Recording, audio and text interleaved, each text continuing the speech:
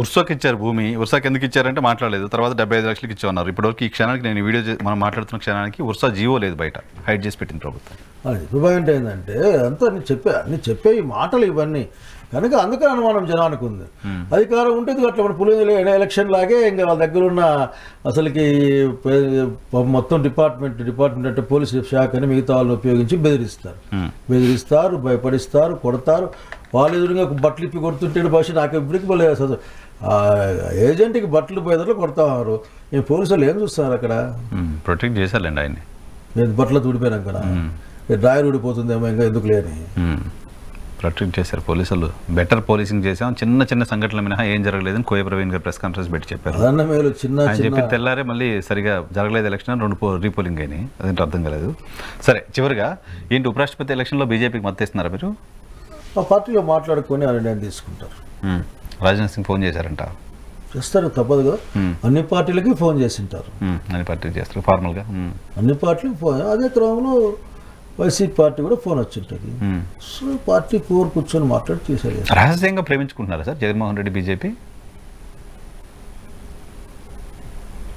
నాకు ఎప్పుడు ఒకటే, దీన్ని బహుశా ఇది కావాలని కొద్దిమంది దీన్ని ప్రచారంలో పెడతారు కానీ వీళ్ళకి సమాధానం.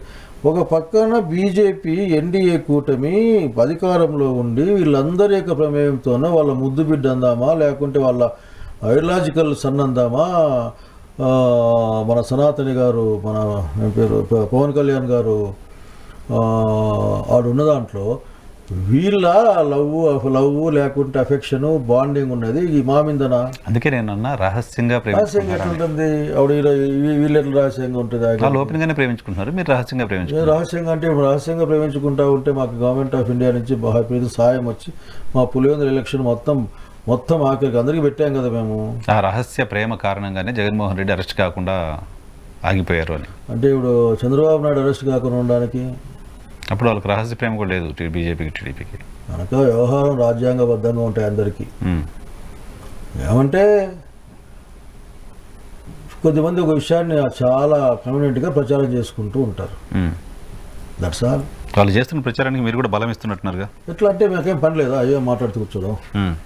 మాకు రాష్ట్ర ప్రయోజనాలు అట్లాగే దేశ ప్రయోజనాలు, దేశ గౌరవంతో కూడిన అంశాల పట్ల ఖచ్చితంగా దేశ ప్రయోజనాలు కాపాడడం కోసం, దేశ ప్రజల గౌరవం కాపాడడం కోసం అంశాల వారిగా అవసరమైతే బీజేపీకి మద్దతు ఇస్తారు మీరు అని మీరు అంటా ఉన్నారు.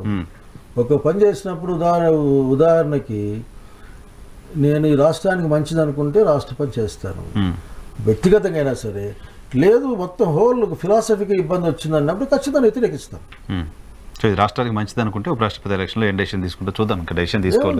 ఇప్పుడు అనేక పార్టీలు ఇప్పుడు పాపం తమిళనాడులో కూడా తమిళన్ కాబట్టి స్టాలిన్ సపోర్ట్ చేస్తారా అని కూడా పాసిబిలిటీ కూడా ఉంది, చూస్తే కదా.